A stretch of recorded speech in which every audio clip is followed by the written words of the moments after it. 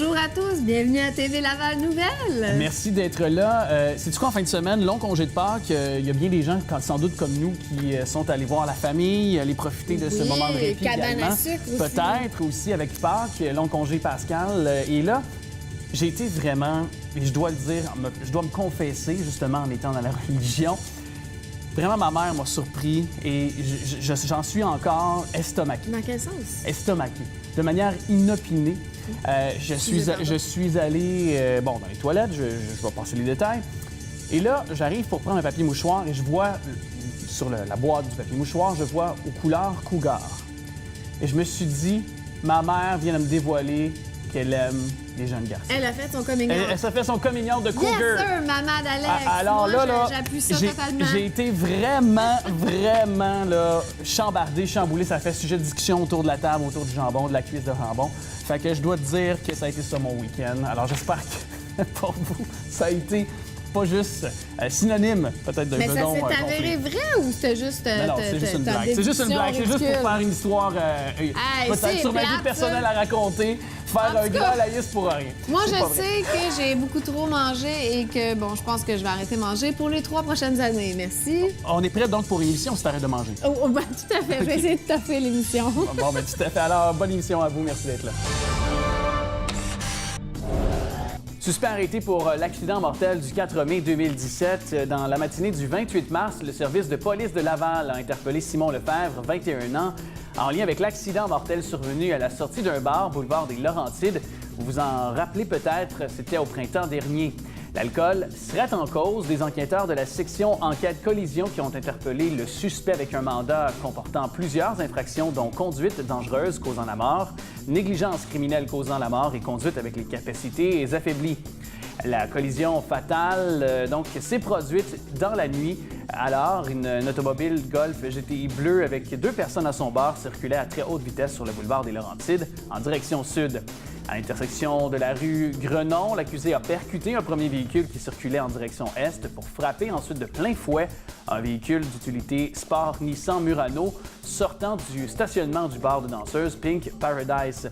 Le passager qui se trouvait aux côtés de Simon Lefebvre est décédé sur place alors que le conducteur du premier véhicule, Ortiz, était grièvement blessé, reposant quelque temps dans un état critique.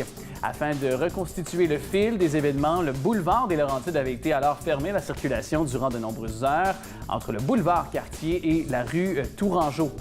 Et finalement, l'accusé a comparu au palais de justice de Laval peu après son arrestation. Il a été libéré avec plusieurs conditions à respecter, notamment de ne pas conduire de véhicule routier et de ne pas consommer de l'alcool. Par vote communiqué, la police de Laval a tenu à rappeler que conduire avec les facultés affaiblies est un comportement dangereux et hautement répréhensible, pouvant entraîner de lourdes sanctions prévues par le Code criminel et le Code de la sécurité routière. Évitez de conduire si vous avez consommé. C'est ce que, c'est de cette façon que se terminait le communiqué émis par la police. Pour son 30e anniversaire, l'organisme Vertical organise un événement pour faire rayonner les artistes québécois. Continuer de le faire rayonner. Mais continuer de faire rayonner les artistes québécois, mais qui ont contribué aussi à faire rayonner Laval. Absolument. À travers ce projet-là. À travers ce projet-là. Voilà. Et on reçoit Karine Larocque, directrice générale et artistique par intérim de l'organisme Vertical. Bonjour Merci. Karine. Merci d'être d'être là. Merci de m'avoir invitée. 30 ans, ça a beau faire 30 ans. Il y a des gens qui ne connaissent pas encore votre mission à titre justement d'organisme culturel, l'organisme Vertical, l'ABC, si on peut l'exprimer en commençant comme ça. Mais je m'en confesse, je connaissais pas moi-même. Absolument. Alors là, on a tout à apprendre aujourd'hui. Exactement. Donc, Vertical, on est un centre d'artistes. Par ailleurs, sachez qu'on est le seul centre d'artistes autogéré de Laval et de toute la région lavalloise. Alors, ce qui fait de Vertical un centre d'artistes unique en son genre dans toute la région. Alors, raison de plus pour en savoir davantage. On parle d'artistes.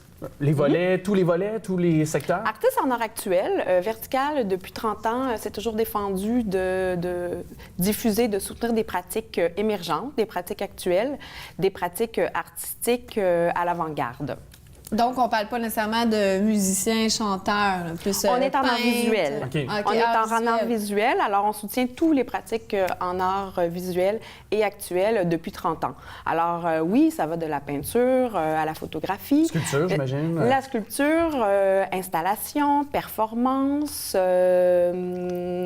ensuite de ça, art, toutes les nouvelles pratiques émergentes. Donc on parle d'art d'infiltration, on parle d'art in socius, Est-ce qu'on parle aussi de numérisation? Est-ce que ça passe par là aussi? Absolument. Et cette année, justement, nos 30 ans, on célèbre le passé, on rend hommage aux 30 dernières années à travers Vertical et à travers Laval, mais on parle de futur. Nos 30 ans nous servent à annoncer le futur et nous avons un nouveau projet qui va servir à soutenir, à diffuser les arts numériques sur le territoire lavallois. Villa! Exactement, Voilà, Villa. qui s'appelait jadis Lab Mobile, mais qui a eu un changement récemment. Nom de travail, maintenant, on parle de Villa, qui est un laboratoire équipé en art numérique. Alors, on parle vraiment d'un véhicule, une camionnette, Vertical avec une camionnette. Je pense à la roulotte de M. Paul Boissonneau dans les années 50. On peut penser à toutes sortes de projets, d'ailleurs. Oui, c'est vrai. Il y a une histoire aussi rattachée au véhicule de l'art qui se déplace sur un territoire. Oui, il y a eu plusieurs initiatives dans toutes sortes de disciplines artistiques. Mais comment est né ce projet-là de Villa, justement, cette initiative-là? En fait, Villa part du fait que Vertical est soutient les artistes hors les murs depuis 2010. À travers les 30 dernières années de Vertical, le centre a occupé divers lieux à travers la région lavalloise, mais depuis 2010, le centre produit hors les murs. Donc, on n'a pas de lieu de diffusion ou de production. On n'a pas pignon sur rue. On soutient des pratiques qui se déplacent sur le territoire. Les artistes doivent nous soumettre des projets qui vraiment intègrent le territoire dans leurs propositions. Donc, ça nous permet de se promener, de développer le territoire et d'aller vers les gens sur le territoire aussi et d'avoir une pratique, une diffusion qui attire toutes sortes de publics, toutes sortes de clientèles. Ça, j'ai comme 1000 questions, mais si moi, je suis artiste peintre, concrètement, Vertical, qu'est-ce que vous pouvez faire pour moi? Vous pouvez me soutenir si je veux faire une exposition? Ou Absolument. Comme on n'a pas de galerie ou de lieu de diffusion à proprement dit, ce qu'on va faire, c'est que si votre projet est accepté, on va travailler avec vous à trouver un lieu de diffusion. Donc, un rayonnement. Alors, oui, donc un rayonnement, un soutien. Et donc, à chaque fois, on se réinvente.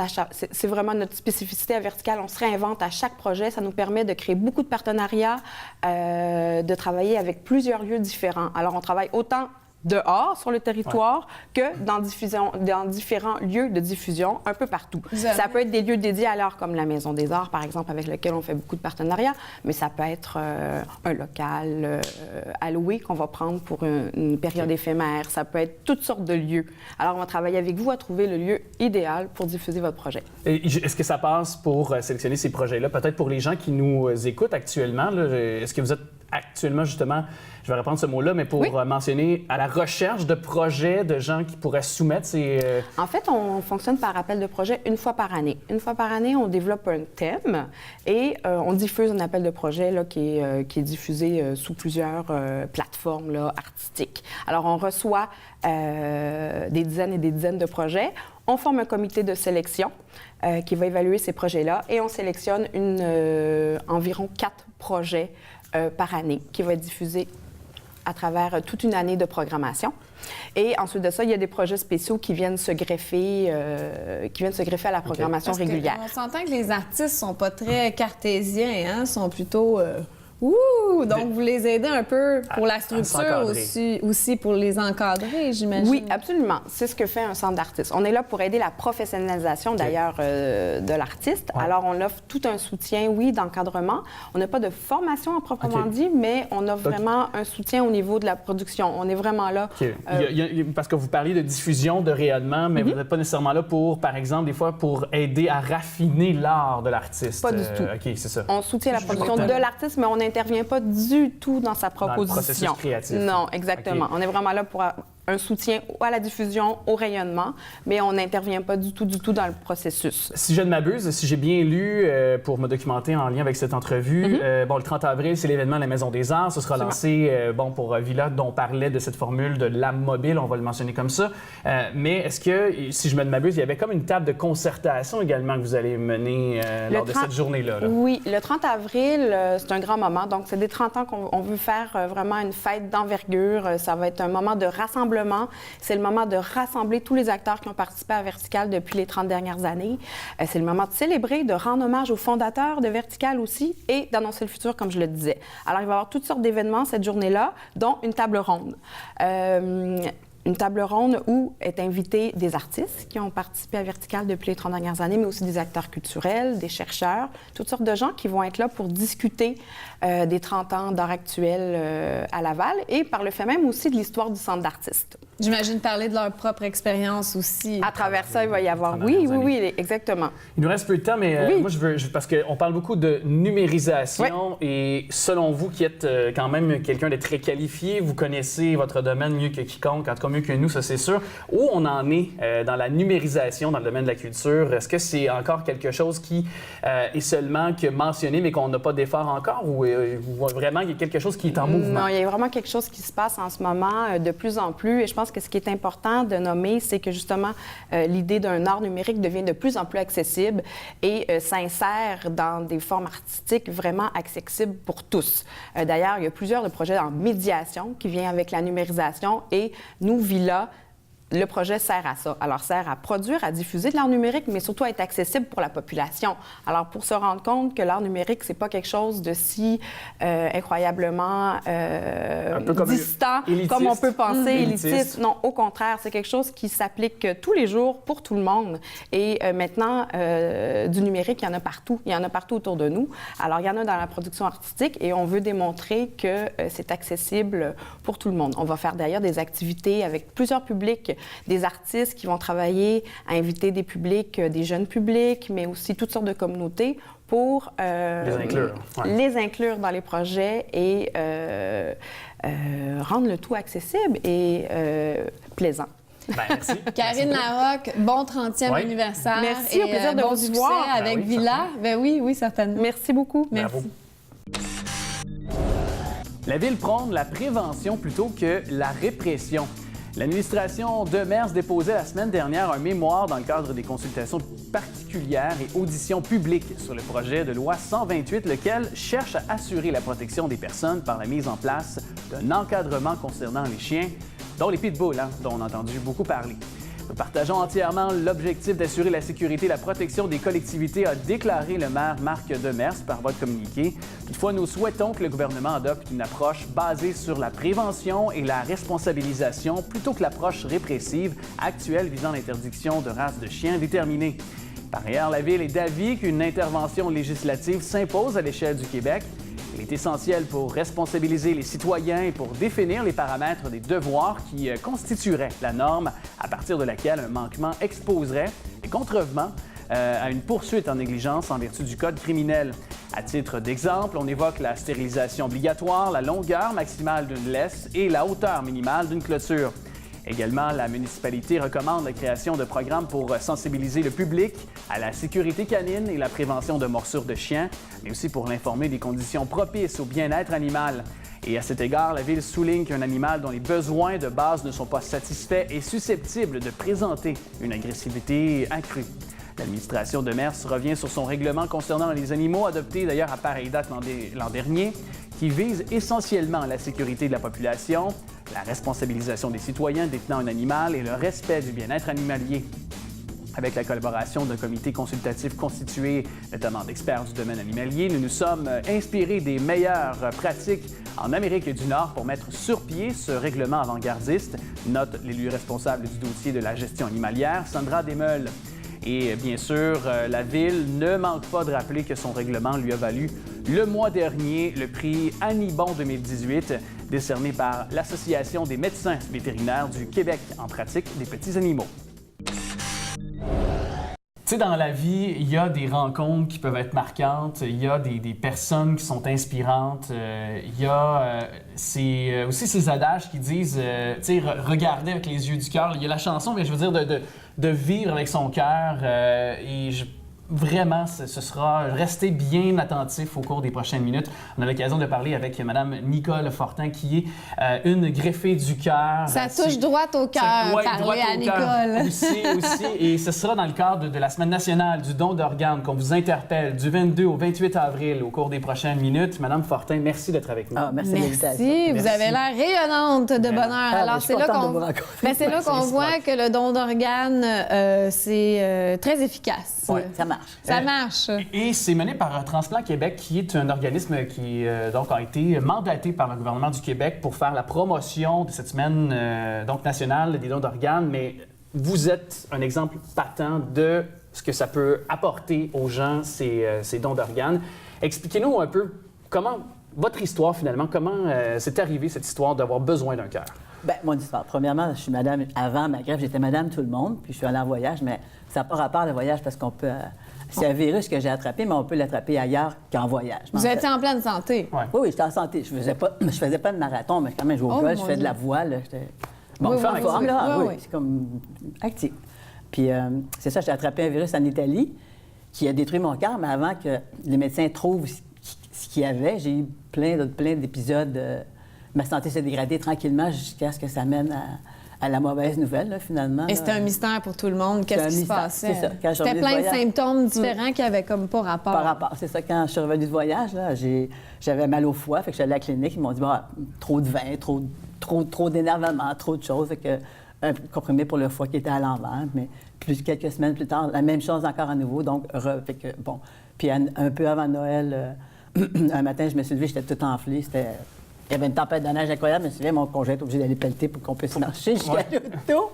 Là, ils m'ont gardé à l'hôpital Sacré-Cœur une semaine pour assécher. Après ça, bon, c'était correct, mais je travaillais quand même malgré tout ça. Continuer à faire une vie normale. À faire une vie normale, parce qu'ils savaient c'était correct, c'était bon. Un accident. Eux, ils n'ont jamais vu le lien avec le cœur. Ben, ils n'ont pas cherché. C'est comme, là, ça, ben, c'est correct, peut-être. Mais en février qui a suivi, en février 2008, là, j'ai commencé à vraiment avoir de la difficulté à respirer, à me sentir mal. Fait que là, je suis allée consulter en cardiologie. Là, le médecin m'a dit oui, il y a peut-être une petite fatigue du cœur. Fait qu'on va vous donner des comprimés. Mais après, ça a continué un mois plus tard. Oui, le virus un mois plus tard, faisait des ravages tout là, je peux plus. Là, je me sens vraiment pas bien. Là, fait que finalement, je les ai revus, mais ils ne trouvaient pas parce qu'à chaque fois, c'était quelque chose de différent.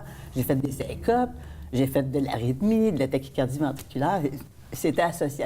Pour avoir une maladie, il faut plusieurs symptômes associés, mais il faut toujours que ce soit les mêmes. Là, c'était toujours des affaires différentes qui n'ont pas rapport. C'est vrai qu'il y avait c'était rapport avec le cœur, mais pas quoi. Et il y a eu ce diagnostic ou cette annonce qui vous a été donnée, votre cœur n'est plus... Oui, c'est ça. À un moment donné, il y a un médecin qui était tanné de me voir à l'urgence. Il m'a dit, bien là, on va fouiller comme il faut. Ils ont trouvé. Puis là, ils ont dit, ben oui, là, on a trouvé, vous avez un virus qui est en train de détruire votre cœur, puis la seule solution, c'est une greffe. Oh mon Dieu, ça a été quoi votre réaction? C'est ça, ben, c'est terrible. Catastrophé, là. Tu dis, ben là, mais ça se peut pas. C'est comme, c'est encore... Est-ce qu'on pense à la mort? Oui, vous êtes émotive par rapport à ça. Oui. Est-ce que vous pensiez à la mort?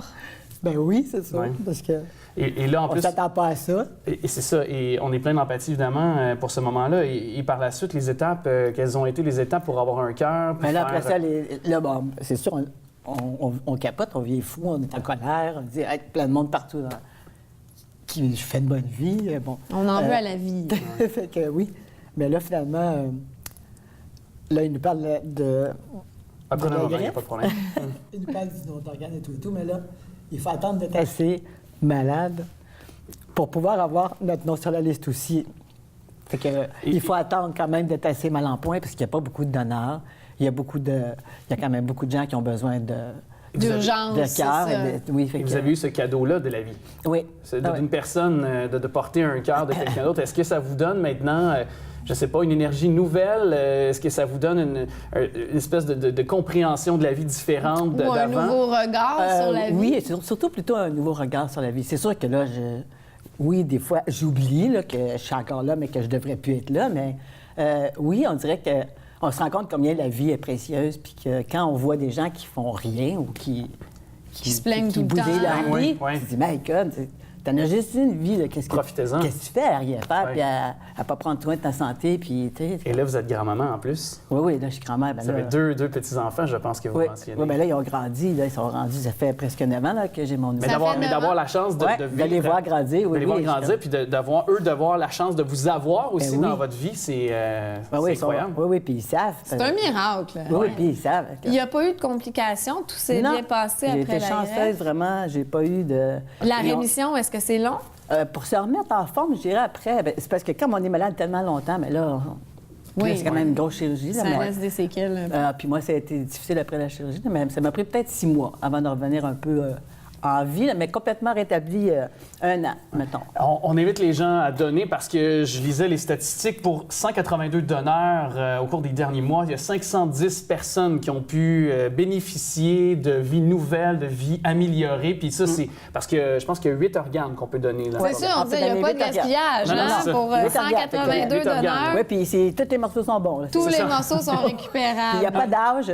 C'est ça, tout le monde peut être greffé. Un foie, ça vit 150 ans. Une personne de 80 ans peut donner son foie s'il est bon, c'est parfait. Donc, doublement important de signer sa carte de don d'organes. Puis, je pensais également, puis ça, c'est peut-être un peu, parce que la vie, c'est toujours ce qui est le plus important, mais au-delà de ceux qui ne sont pas convaincus actuellement, avec votre exemple, en plus, votre témoignage tellement poignant, je trouve qu'il y a l'aspect économique aussi, il y a l'aspect, Oui. les gens vont contribuer par la suite à la vie sociale, vont contribuer à la vie économique aussi. Il y a tous ces avantages-là qu'on ne voit pas, évidemment, mais comme je dis, je veux ramener le fait Oui. vivant devant vous.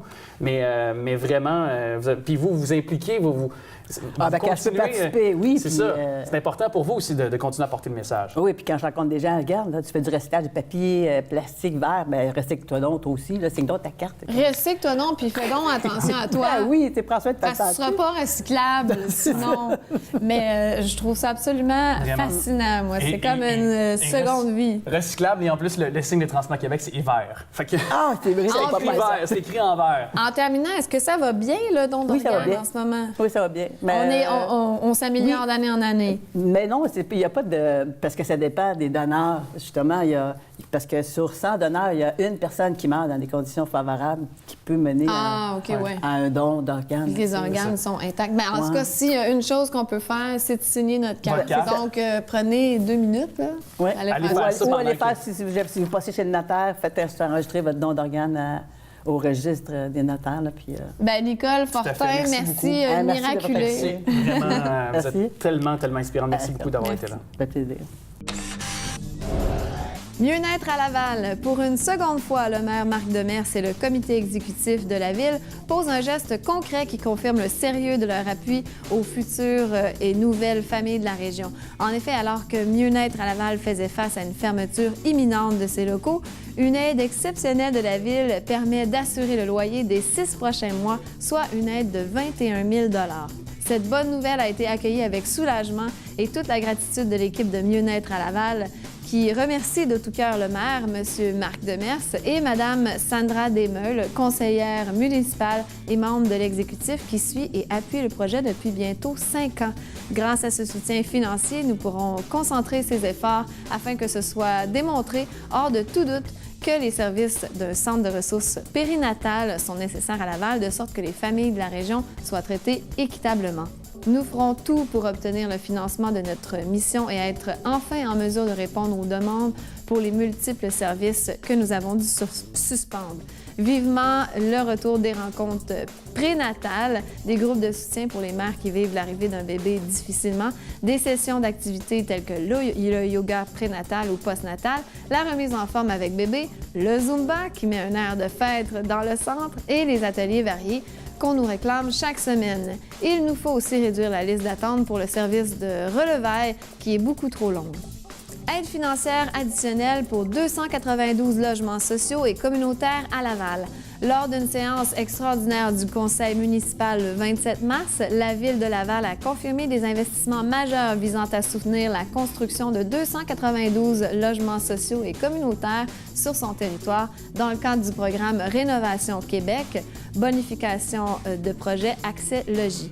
Grâce à ce programme, dont le financement est partagé à part égale entre la Ville de Laval et la Société d'habitation du Québec, les projets Accès Logis des immeubles Val-Martin et Pi 10 et du bouclier d'Athéna bénéficieront d'une aide financière additionnelle d'un montant total de 4 389 000 $. Le président de l'Office municipal d'habitation de Laval et de la Commission de l'habitation et du logement social et conseiller municipal du district de Laval-les-Îles, Nicolas Borne, a précisé que près du quart des ménages lavallois vivent dans un logement non abordable comparativement aux revenus disponibles dont ils disposent. Nous visons d'assurer l'accès à des logements salubres et sécuritaires à ces ménages, tout en favorisant la mixité sociale. Nous maintenons le cap sur cet objectif inspiré de la politique régionale du développement social pour qu'un maximum de citoyens puissent occuper ces habitations. Ça fait 170 ans que la Société Saint-Vincent-de-Paul... Oui, j'étais là quand ça a commencé. Ça fait 170 ans que cet organisme lutte contre la pauvreté et aujourd'hui, on reçoit Denise Ouellette, directrice de la Société de Saint-Vincent-de-Paul et Janine Custeau, bénévole à François de Laval. Oui, c'est ça. Merci d'être là. Merci d'être là, bienvenue. Alors, qu'est-ce que vous faites exactement à la Société Saint-Vincent-de-Paul? Bien, le mandat, notre mission, c'est vraiment d'aider les démunis, puis ça prend plusieurs formes. On fait de l'aide alimentaire surtout, hein? Et on fait aussi, on aide les jeunes avec des programmes culturels pour la persévérance scolaire. On a des magasins, des comptoirs où est-ce que les gens peuvent acheter à un prix modique des vêtements, toutes sortes de choses à seconde main, même des meubles. Et on fait les paniers de Noël. Puis, nous, on se fie beaucoup à nos bénévoles. Sans bénévoles, la Société Saint-Vincent-de-Paul ne serait rien là. Vous avez parlé de multiples façons d'aider les gens. Il y a plusieurs déclinaisons à ce que vous pouvez apporter à la population, ici à Laval notamment.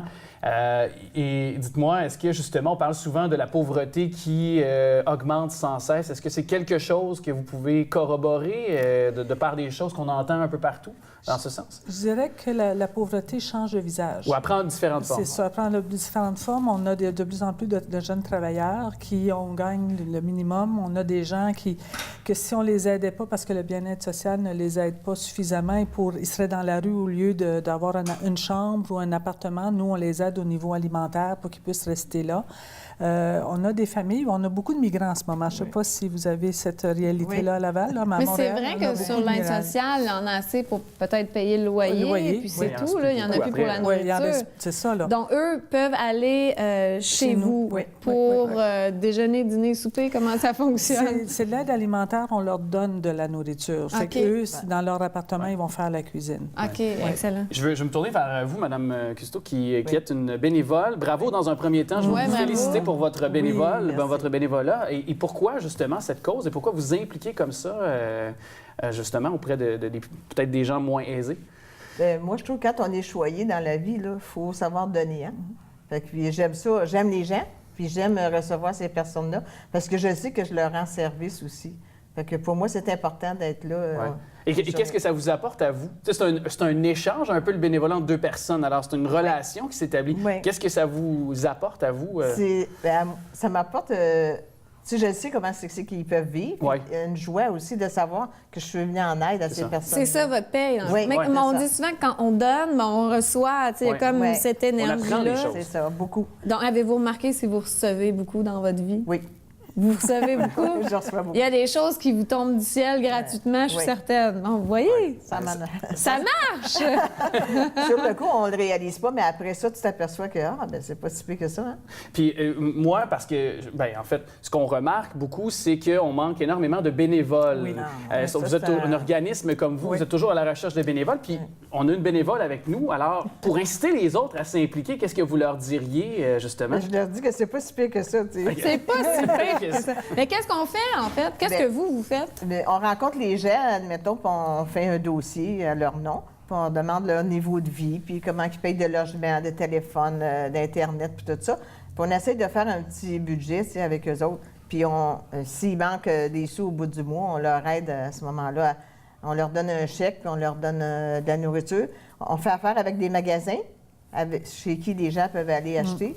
Fait que c'est sûr qu'ils vont aller là, puis ils vont acheter le nécessaire. Il y a des choses qu'ils ne peuvent pas acheter, là. Les journaux, le tri, puis tout ça, de boissons, c'est défendu. C'est défendu. Puis j'imagine que si on a un intérêt à faire plus de choses, mettons, exemple, à les aider plus dans le budget, à les aider pour la nourriture, on peut avoir chacun nos créneaux, si on peut chacun dire. selon ses talents. S'il y en a qui sont bons à faire de la nourriture ou quelque chose comme ça. Ça, on n'a pas vraiment de cuisine. Ça, on a des partenariats parfois avec les cuisines communautaires ou des choses, mais on se rend compte aussi que c'est beaucoup de personnes âgées qu'on aide, puis des hommes seuls.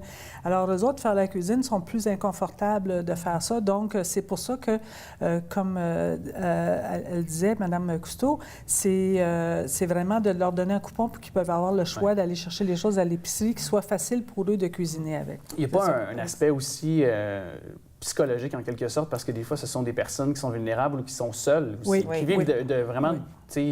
sont seuls carrément, pas abandonnés, mais on se comprend. Là. C'est difficile pour l'ego aussi, peut-être, d'aller voir des organismes comme ça. La première fois, il y en a que c'est pas très difficile. Hein? La première fois, il y a une gêne, une culpabilité. Il y en a qui se sentent coupables de venir... Je mérite pas peut-être cette aide-là. C'est ça. Ou comment c'est ça que je me suis rendue là? Parce qu'il y en a que c'est vraiment une aide temporaire qu'on leur donne. Ils sont en 2 emplois et ils ont besoin d'une aide. De boucler le budget. Comment un organisme comme le vôtre est capable de subvenir à ses besoins? Est-ce que ça passe par des dons d'argent, par un soutien du gouvernement? On n'a pas beaucoup de soutien du gouvernement. Pour une si noble c'est beaucoup cause. de dons. C'est nos magasins aussi, le revenu, parce que c'est géré par des bénévoles, donc le revenu qui vient des magasins des vêtements, les meubles, tout ça. Je dois vous dire, je pense que si on n'avait pas des bénévoles, la Saint-Vincent-de-Paul serait rien. C'est notre richesse. Mais on peut aider comme ça aussi en donnant nos vêtements qu'on porte plus.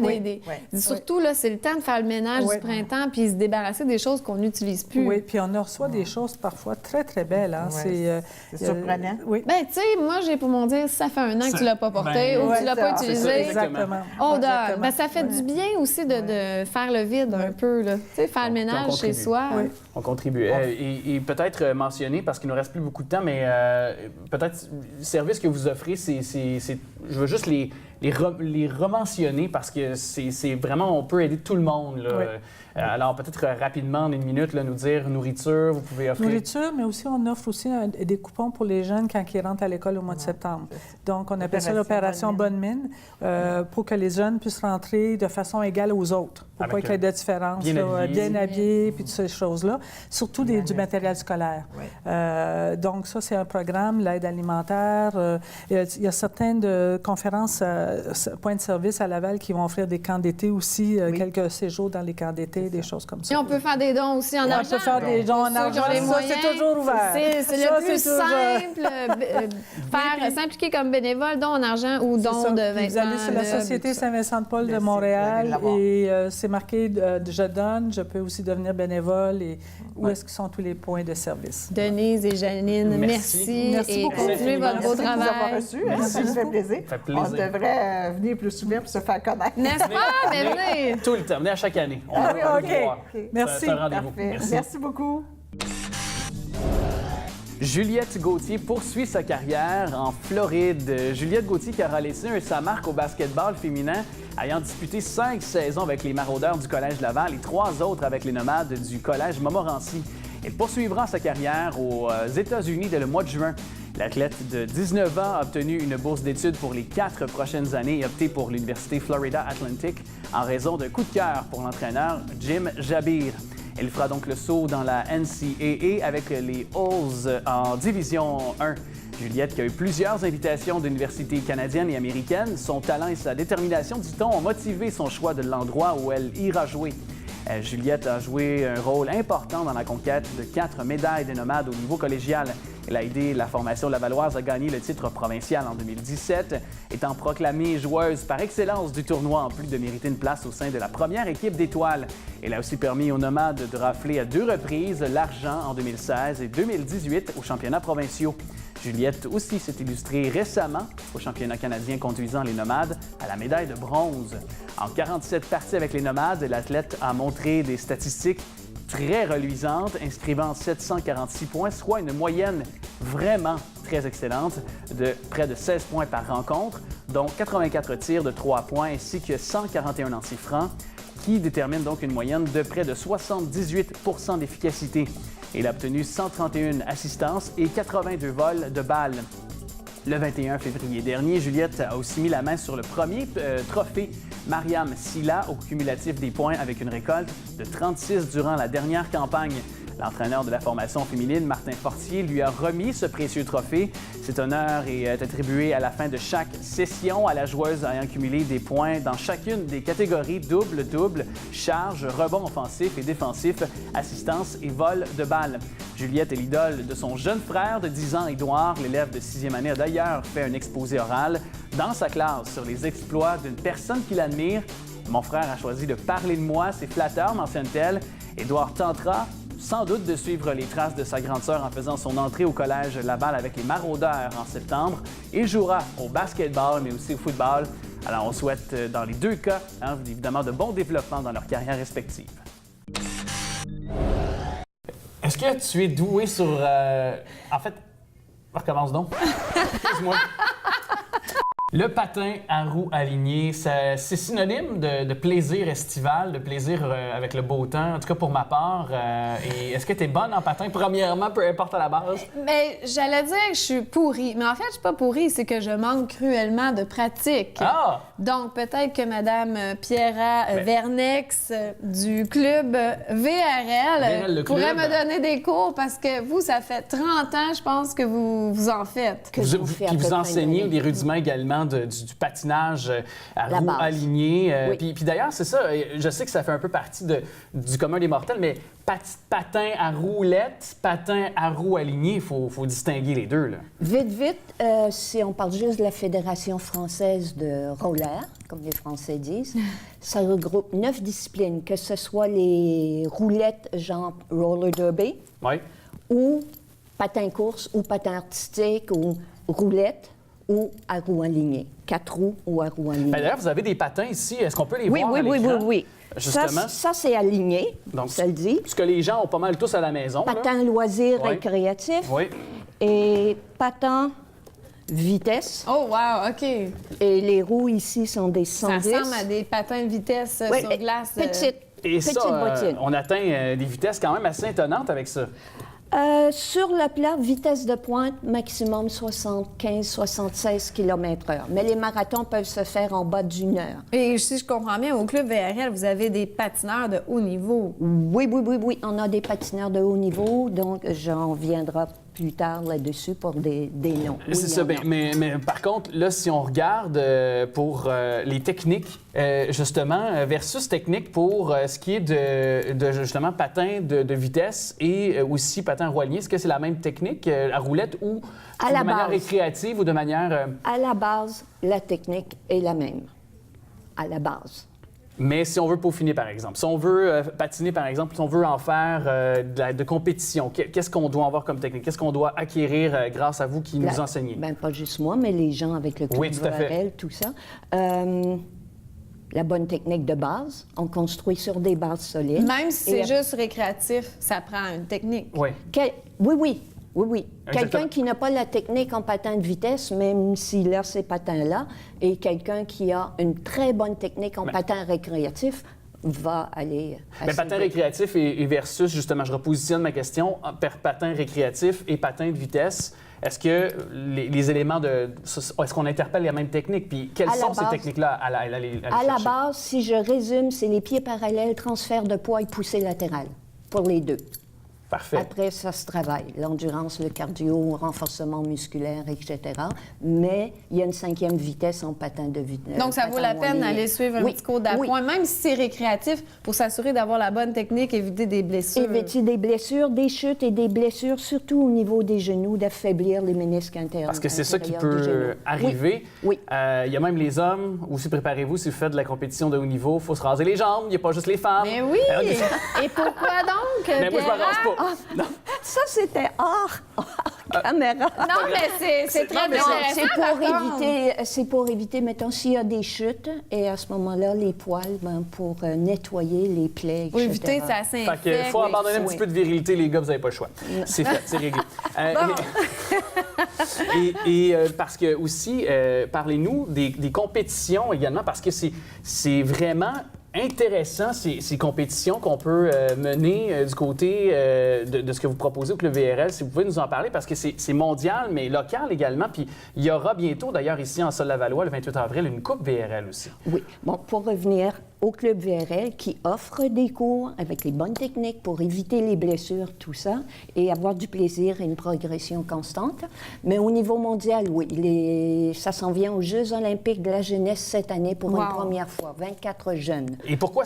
Parce que ça a pris quand même, je trouve, beaucoup de temps avant qu'on établisse que c'est une discipline. Ça, faudrait avoir plusieurs entrevues. Pour en jaser un petit peu, oui.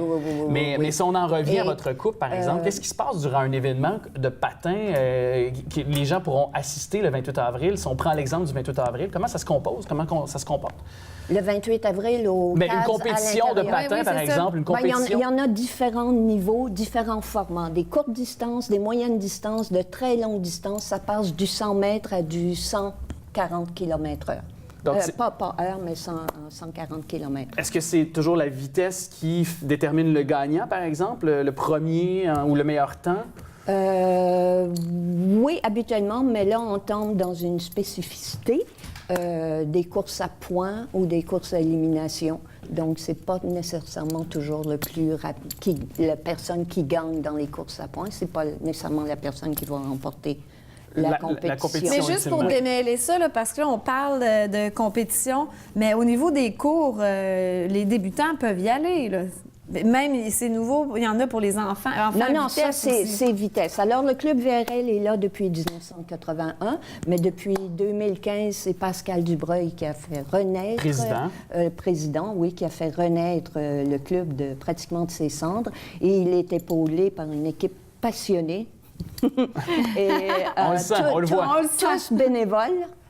Et Jean-Baptiste, Olivier Jean-Baptiste à la vice-présidence et à l'enseignement, Pierre Laurent de haut niveau, qui est entraîneur vitesse. Il y a sa sœur Anaïs Laurent, qui est aussi de haut niveau, championne européenne. Wow! Oui. Bien, malheureusement, il nous reste peu de temps. Mais par contre, je veux qu'on mentionne qu'il y a la Coupe, il y a des événements à venir, dont la Coupe VRL le 28 avril. Il y aura plusieurs autres événements aussi. Il y a le Grand Prix VRL le 2 juin, samedi au Centre de la Nature. Il y a le Marathon de Laval le 7 juillet qui est maintenant sur la carte mondiale des marathons à travers 42 km. 42 km. C'est impressionnant. Et ensuite, il y a des cours pour enfants, pour adultes, adultes 2, niveau vitesse et des enfants vitesse, spécialisés juste vitesse. Il ne faut pas se gêner si on est débutant, on peut s'inscrire. Il y a des cours d'essai gratuits. En plus. En plus, pour essayer un cours. Pour des patineurs autonomes qui savent un peu patiner.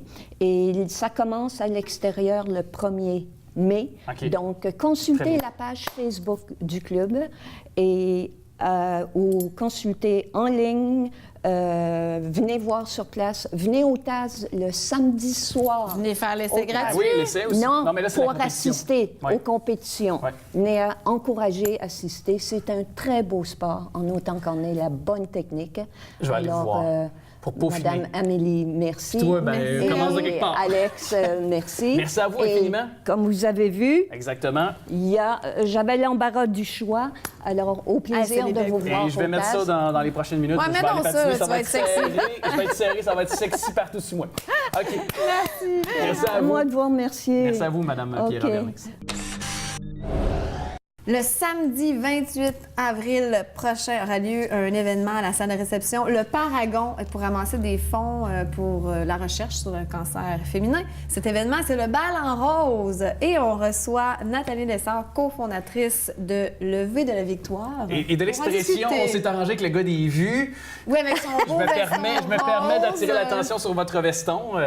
Donc, vous portez bien votre rôle de cofondatrice. Mais sa couleur favorite est le rose. Et le rose. Donc, ça oui. bien. Donc, sur le contrat de mariage, c'est écrit en rose. C'est écrit en rose aussi.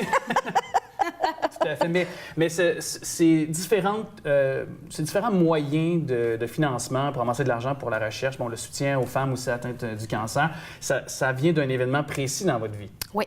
exactement. On a mis sur pied le V de la Victoire, entre autres, pour commémorer le 20 ans que ma mère était partie pour son dernier voyage. Et on a décidé par la suite de vraiment partir avec le V de la Victoire et de faire connaître à travers le Québec. C'est notre mission, c'est notre but. Donc, on veut le promener. On fait des événements un petit peu partout. Quand vous dites on, c'est vous, votre mari, Oui. qui a commencé ça. Oui, on a commencé une grosse équipe de 2.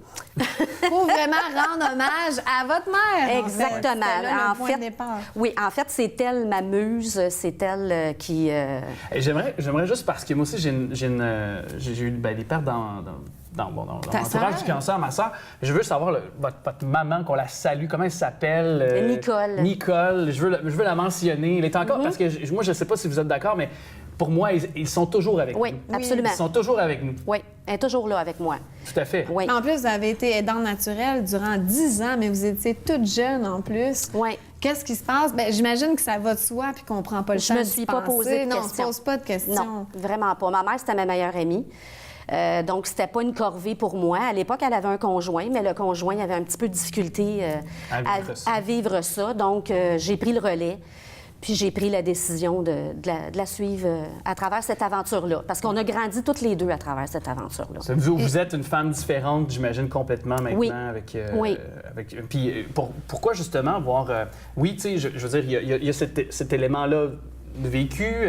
Cette perte, évidemment, immense de votre maman, mais il y a des personnes qui perdent des proches, mais qui ne décident pas de redonner au suivant.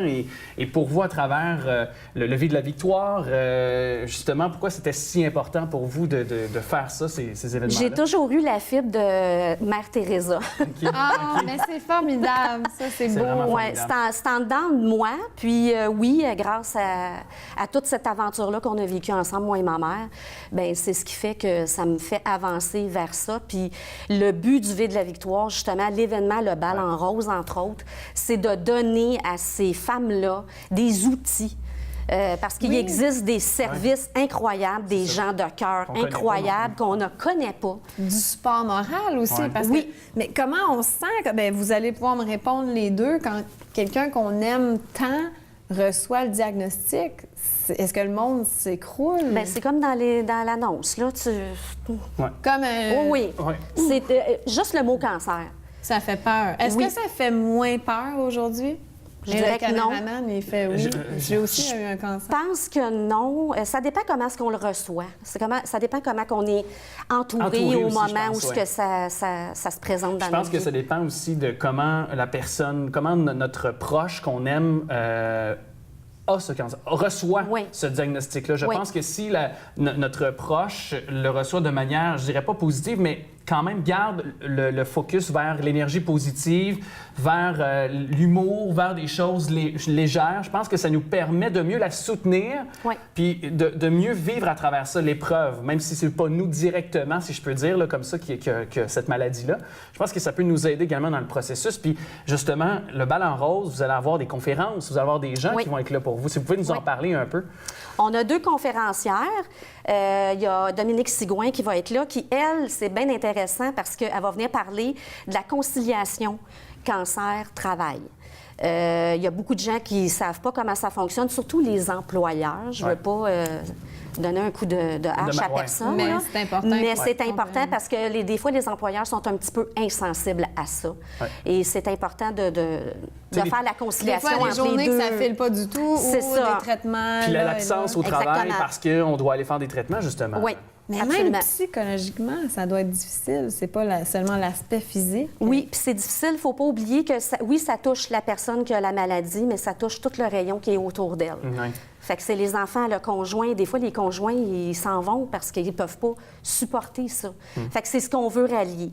Ensuite de ça, on a Mélissa Miron, qui, elle, c'est spécial parce qu'elle a vécu exactement la même chose, similaire à moi, mais à 10 ans d'intervalle avec sa maman. Et le 28 avril, ça va faire 10 ans que sa mère est partie. Donc, il y a comme une signification là, ça va être très émotif. Ça va être très émotif. Avant les conférences, il y a un salon informatif aussi qui est gratuit de midi à 17h. Exactement. Là, on a des exposants de différentes sphères qui vont venir justement parler de leurs services, que ce soit massothérapeute, naturothérapeute. J'ai même des diététistes parce que quand on a la maladie, il faut surveiller tout ce qu'on mange. Il faut presque tout soit aseptisé aussi. On a aussi des gens, des fois, ils me demandent pourquoi qu'on a une notaire, pourquoi qu'on a des gens de la finance.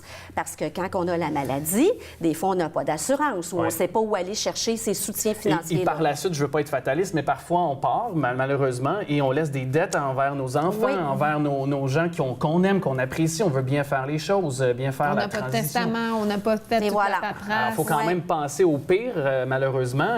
Ça, c'est ouvert à tous, le salon informatique? Oui, absolument. De midi à 17h, c'est gratuit pour tout le monde. Parfait. Et j'aimerais peut-être aussi mentionner que vous avez d'autres événements en 30 secondes. Il nous reste pas beaucoup de temps, mais d'autres événements qui s'en viennent que vous faites en ce sens. Oui, on fait un événement le 27 mai à Boucherville. Et lui, il est en train de se former présentement. C'est une journée exclusivement pour les femmes, pour les dorlotés.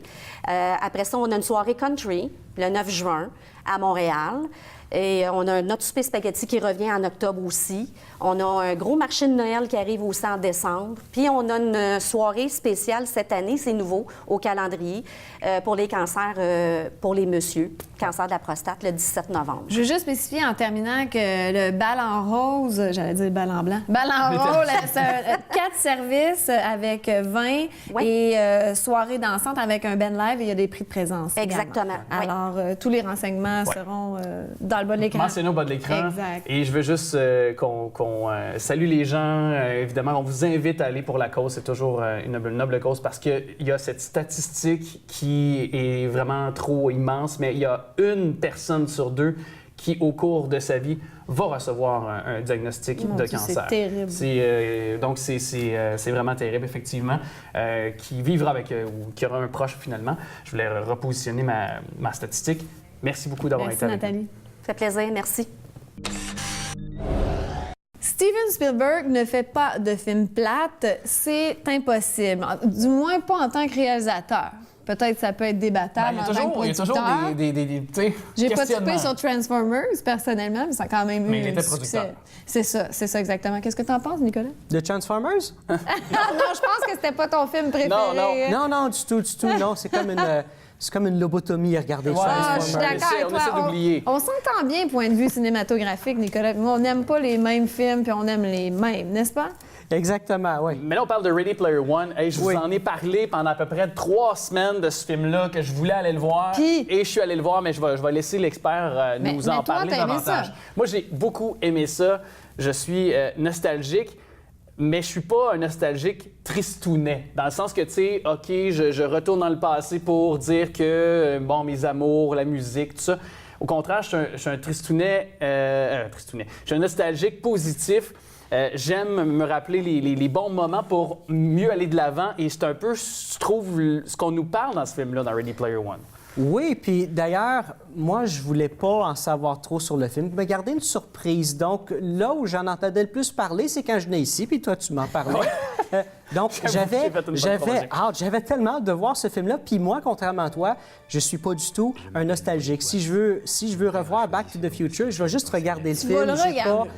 J'ai pas d'intérêt à avoir un petit clin d'œil dans Ready Player One à Back to the Future. Ce que je comprends bien, c'est juste ça, des références comme ça, années 90, 2000, En grande partie, mais c'est sûr qu'il faut qu'il y ait une histoire pour mettre tout ça ensemble. Donc, c'est dans une dizaine d'années dans le futur, un futur où il y a une plateforme numérique avec une réalité virtuelle. Une réalité virtuelle hyper populaire et son créateur qui est décédé décide de léguer tout cet univers-là à la personne qui va être capable de trouver ses énigmes à lui. Et l'histoire, dans le fond, c'est un jeune homme qui essaie de trouver les énigmes avec des grosses corporations qui essaient eux aussi de trouver ça parce que la valeur, c'est quoi? C'est combien de milliards? Je pense que c'est 500 milliards, je crois. Les gens normaux versus les grosses corporations aussi essaient de trouver ça. C'est ça. Et c'est là que ça lance un message, je trouve, puis on le voit dans certaines scènes du film, sans trop vouloir en dévoiler, mais cette espèce justement de réalité qui se perd déjà présentement avec les médias sociaux, le côté narcissisme. Il y a des gens qui prennent la réalité, en fait, la fiction pour de la réalité, le côté qui est en ligne, finalement, pour la réalité. Et puis, il y a même quelqu'un qui, à un moment donné, on voit une scène, la personne passe près de sauter par la fenêtre, et puis quelqu'un qui l'excipe. Alors, ça lance un message aussi. Mais ça, tu vois, c'est arrivé dans la réalité que des gens se sont suicidés parce que leur personnage, je pourrais pas te dire quel jeu, là, mais tu sais, comme un jeu en ligne que, bon, ils ont perdu leur personnage et que c'était comme leur avatar, puis c'était comme leur vie. Donc, tout s'est effondré. Donc, oui, c'est déjà arrivé, ça. C'est épouvantable. Donc, c'est sûr que, tu sais, c'est un clin d'œil à notre réalité. Et cette histoire-là, c'est basée sur un roman qui est paru en 2010 et Warner Brothers a réussi à avoir les droits du film. C'est ça, de celui qui a écrit le roman. Il a réussi à l'avoir avant même que le roman sorte. Et cet auteur-là a écrit justement le film Fanboy en 2009, c'est une comédie. Et donc, tout ce que ce gars-là fait, c'est, tu sais, il faut être nostalgique, aimer les clins d'œil, tu sais. Et je pense que c'est un scénario parfait, c'est une histoire parfaite pour ceux qui aiment, pour ceux qui ont cette nostalgie-là, comme toi. Oui, mais en même temps, je trouve qu'il est apporté à bon escient. C'est-à-dire que, tu sais, oui, il y a les références aux années 80, la musique, tout ce qui est pop, c'est-à-dire les films et tout, même les jeux vidéo également, sauf que je trouve que c'est utilisé de façon lumineuse, de façon positive et justement de faire comprendre aux jeunes, ceux peut-être la nouvelle génération, comme Mike, notre réalisateur, que je salue, que j'adore, mais qui n'a pas connu cette époque-là. Donc, peut-être l'amener ailleurs puis de faire comprendre ces valeurs-là qu'on avait à la base dans ces années-là, c'est-à-dire le partage, le côté humain également, tu sais, qui avait peut-être moins, plus à l'époque, puis qui est peut-être un petit peu moins maintenant, qui se s'est perdu. Fait que je trouve ça intéressant quand même, cette utilisation de la nostalgie, puis de pouvoir la transmettre, mais avec un message également derrière. Et non seulement, moi je suis d'accord avec toi là-dessus, j'ai beau ne pas avoir aimé l'histoire du film, mais je comprends que c'est un très beau film. Et Spielberg, en tant que réalisateur, est exceptionnel par rapport à ce qu'il a fait dans ce film-là. Et pourquoi? Et même lui l'a dit, c'est un des films les plus difficiles qu'il a eu à faire. Juste de payer les licences pour toutes ces compagnies-là, tous ces films-là. Mais tu sais, en tant que réalisateur, il n'y a pas besoin de se soucier de ça. Lui, sa job de réalisateur, pourquoi il a trouvé ça si difficile? Le film a eu un budget de 175 millions. Il en a déjà fait des plus gros que ça. Donc, qu'est-ce qui explique ça? Bien, il y a un clin d'œil à tellement de choses comme The Shining. Il y a une séquence qui se passe comme dans The Shining. Kubrick, c'était un bon ami à Spielberg. Donc, tu sais, à un moment donné, bon, il y a King Kong, il y a... Donc, il y a tellement... et même Jurassic Park, dans cette fameuse course de voiture, je ne veux pas en dire trop. Mais d'ailleurs, dans les critiques, parce que j'en ai lu pas mal, il y a beaucoup de critiques qui font référence à cette fameuse scène référence à The Shining. Ça a l'air d'être un gros highlight dans le film. Mais tu sais, en même temps, la pression que Spielberg a dû avoir... Tu sais, la scène de Shining dure quelques minutes, pas très, très long. Mais par contre, la pression qu'il a dû avoir à faire cette scène-là de Shining, je veux dire, tu sais, c'est tellement un classique. Est-ce qu'il aurait pu se faire très mal critiquer par rapport à ça? Bon, j'ai dit tantôt, Kubrick, c'était son bon ami. Donc, comment recréer cette scène-là de la meilleure façon possible avec tous les autres clichés, tous les autres éléments du film, comme, tu sais, il faut être... C'est un film de notre époque également sous l'aspect visuel aussi des choses. Quelle belle image. Les moyens technologiques ont été bien utilisés. On se croit vraiment, je trouve, quand on est dans l'Oasis, qui est le nom de cet espace de réalité virtuelle. J'y crois vraiment d'être dans un jeu vidéo. J'y crois vraiment à l'avatar vous allez me permettre, de Wade, mais celui qui joue Ty Sheridan. Mais j'y crois vraiment de son avatar à lui.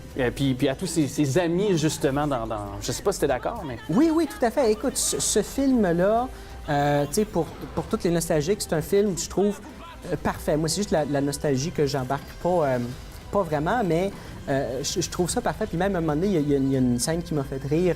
Il y a Goro de Mortal Kombat et il y a comme un alien qui sort de son ventre, tu sais.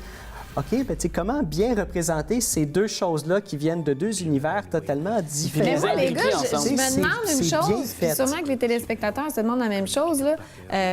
Oui, on comprend qu'il y a plein de références culturelles à toutes sortes de films, puis je pense même autre chose, là, mais bref, dans le film, c'est quoi le prétexte pour avoir toutes ces références-là? C'est le créateur, entre autres, le créateur... De l'Oasis, de l'Oasis, que lui, oui. il est un nostalgique, puis il non, a lui, inclus il est ça né- dans son univers. Il y aurait comme... il serait né comme lorsque nous, on est nés. Donc, tu sais, il y aurait à peu près notre âge à ce moment-ci, si je me rappelle bien. Donc, tu sais, il a grandi avec tout ça. Donc, tu sais, c'est juste refléter sa jeunesse. Ah, les gars, vous n'êtes pas des gamers, vous autres? Non. Ben moi, juste un jeu. NHL 2018. À chaque année, quand ça sort, moi, je m'en l'achète. Parce qu'on n'a plus de temps, mais notre réalisateur, Mike, c'est un petit jeune, c'est un genou, ça. Lui, ça l'intéresse pas pantoute. Puis c'est un gros gamer, là. Je crois mais il va aimer le film. Je crois qu'il joue tout le temps. Tout Ah, dans tous Mike, ses temps libres. Mike, on te dit de venir en 30 secondes. Tu viens donc ici devant la caméra. Ouais, Mike, sors de ton studio, viens-t'en nous voir en 30 secondes. Mike, viens-t'en, Ah ouais, on Mike, veut ah te ouais. voir. Mais On veut te voir. Mike est déjà, il Mike. est déjà une célébrité Ouais, à Mike. TVRL. Ouais, TVRL.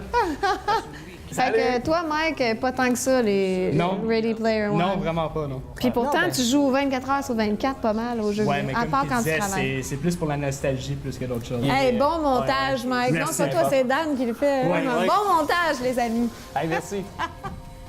Merci, Nico.